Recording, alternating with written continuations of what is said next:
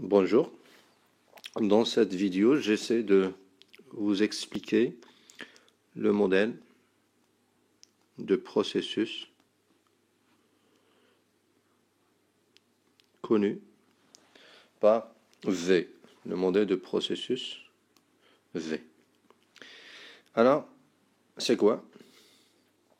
On a vu l'autre fois dans la série précédente, le modèle en cascade. Alors, le modèle en V se présente de la manière suivante. Donc, je vais considérer par exemple l'étape spécification fonctionnelle. Ensuite, il y a l'étape de la conception globale. Et puis, il y a l'étape, on va dire, de la conception détaillée. Et après, il y a l'étape de codage. Et bien sûr, on va passer d'une étape à l'étape suivante. Bien. Maintenant, lorsqu'on va arriver sur le codage, on va monter cette fois-ci ou bien continuer vers l'étape suivante. Donc après le codage, on va faire les tests unitaires. Après les tests unitaires, on va faire des tests d'intégration. Et après les tests d'intégration, on va faire ce qu'on appelle les tests de qualification. Les tests de qualification. Et bien sûr, le sens. Donc la flèche indique que l'on va passer d'une étape à l'autre. Alors, si on s'arrête là, donc ça va ressembler à notre modèle en cascade. Donc ça, c'est le modèle en cascade. Même si on va monter, donc c'est toujours du cascade. Donc c'est quoi la particularité du V par rapport au modèle en cascade? La particularité est la suivante, c'est que les phases que nous avons placées, en fait, vous avez remarqué qu'il y a deux branches. Une branche comme ça et une branche comme ça. Donc la particularité, c'est que entre les branches, il y a un pont. On va installer une passerelle entre les branches vis-à-vis. Voilà. Donc il y a une passerelle. Donc c'est ça la nouveauté du modèle V par rapport au modèle classique cascade. Donc qu'est-ce que ça veut dire? Cette branche que nous avons ajoutée, c'est là où réside la particularité du V. Donc supposez avec moi que nous sommes au niveau de la phase de spécification. Donc, au niveau de cette phase de spécification, on va s'intéresser à tout ce qui est collecte des besoins. On va aller sur la partie fonctionnelle. C'est-à-dire comment est-ce qu'on va assurer la chose. Comment est-ce qu'on va essayer d'assurer la chose. Bien sûr, il faut bien définir, spécifier le besoin. Donc, à ce moment-là, on va essayer d'anticiper en quelque sorte sur cette phase. La phase vis-à-vis, qui est à notre niveau les tests de qualification. Vous savez que pour que l'on puisse développer une partie des tests de qualification, on a besoin du cahier de charge et on a besoin de cette spécification fonctionnelle. Les testeurs, ils le savent.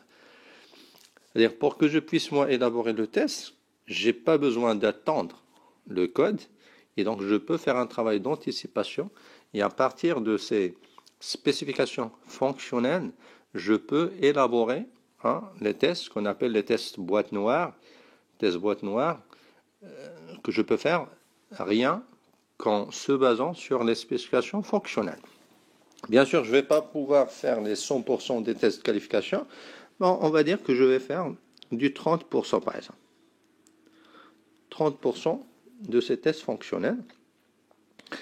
Et bien sûr, il y a une communication ici. Hein, les deux phases communiquent.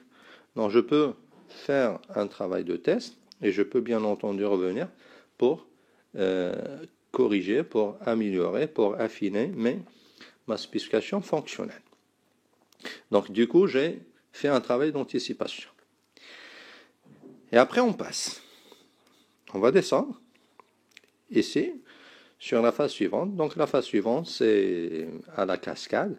On va faire de la conception globale. Maintenant, au niveau de la conception globale, c'est une conception classique.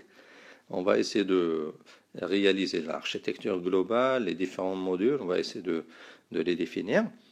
Et à ce moment-là, on va faire un travail d'anticipation et on va poser la question par rapport à l'intégration des différents modules. Parce que là, on va produire des modules. Alors, produire les modules, ça veut dire à un moment ou à un autre, il va falloir les intégrer. Et au moment de l'intégration, il y a les problèmes qui vont surgir.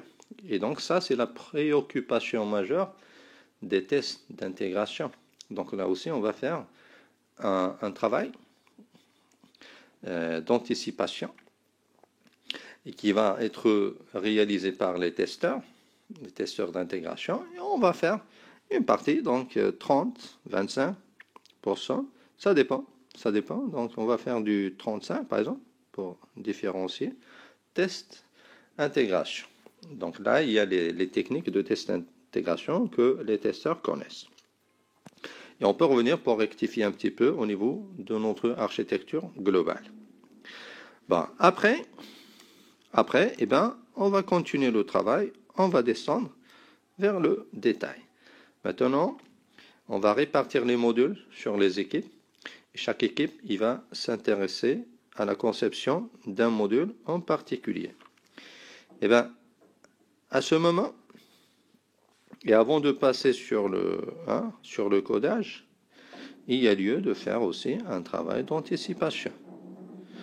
Et là, on va solliciter les testeurs unitaires, pour qu'ils puissent démarrer leur travail de test sur la base de cette conception module par module. Donc là, on va focaliser sur le module indépendamment des autres modules. Donc, ce n'est pas le travail du test d'intégration. Là, on est dans les tests unitaires.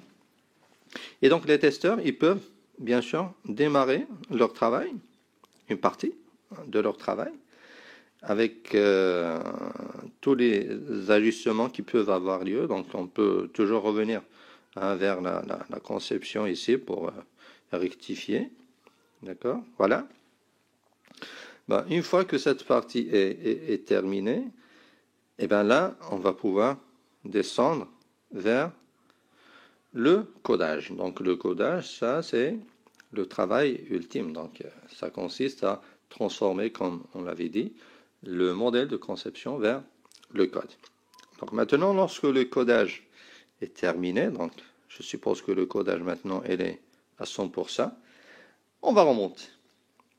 Donc en remontant, on a déjà commencé une partie des tests unitaires que l'on va finir.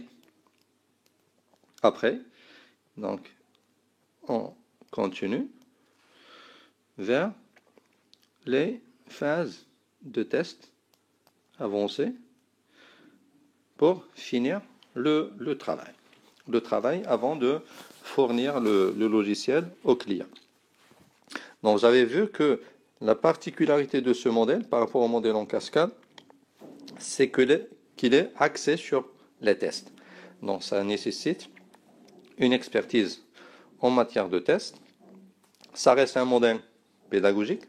Ça reste un modèle qui est facile à utiliser et à comprendre. Et comme j'ai dit là tout, c'est que le modèle est fortement axé sur les tests. Et bien entendu, ça sollicite un travail d'anticipation sur les tests. Voilà, donc ça sera tout pour ce module qui concerne le cycle de vie en V. Merci pour votre attention.